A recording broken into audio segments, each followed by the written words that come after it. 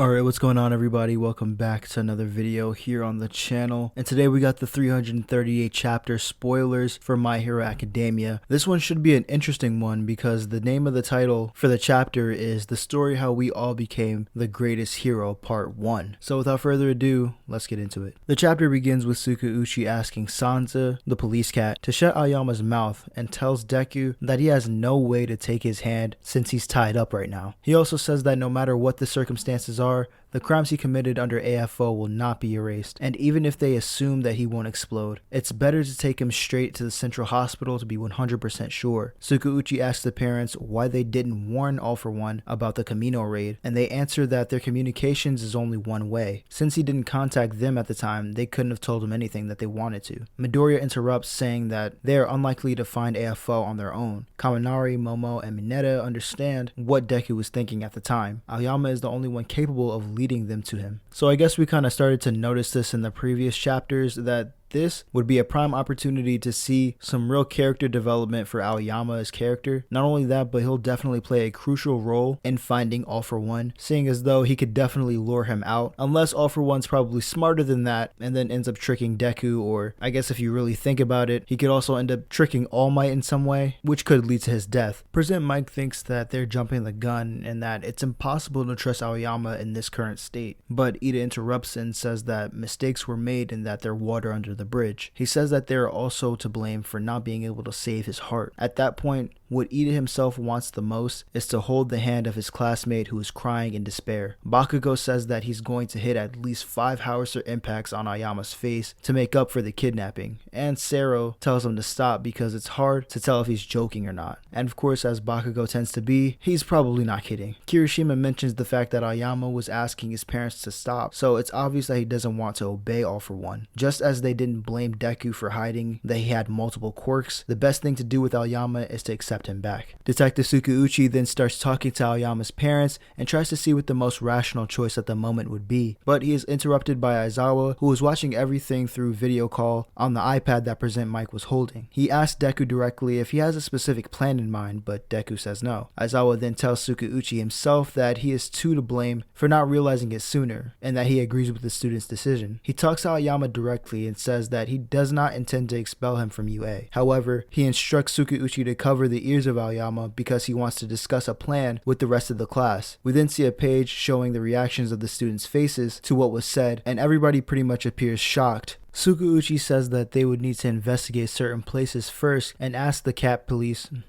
police cat not to report this to anyone else in the police force because it would be best if they kept it under wraps. The Aoyamas are being escorted down the hall while Deku calls Aoyama's name, but he's unable to answer. We then see all the students in the dorms saying that they need to get ready. Ida asks Deku what they were going to do with their hero costumes since both of their costumes were a mess. Hagakure says that they will need to defeat All For One for sure, and everyone agrees with an angry expression. Deku is walking down the hall, still with that expression on his face. He says that in order to go into this fight at full strength, he needs to equip himself properly. He heads down to the development studio when suddenly, boom! The door explodes and Hatsume falls on Deku's face with her chest all in his grill. End of chapter. Yeah, Ochako's not going to be happy about that one. It's a bit of an odd way to end off a chapter, but this is definitely pretty exciting. It's getting me hyped up for the end of My Hero Academia. Or at least the first part of it. And this is going to be the last conversation. And this is going to be the last time Deku upgrades his costume, probably, most likely, in this first part of My Hero Academia. Now, I'm not exactly a Deku fanboy like my guy Vestige Hero, but I think we can all agree for certain that this last costume is definitely going to be a good one. But we also all know that Bakugo's costume is going to be 10 times better.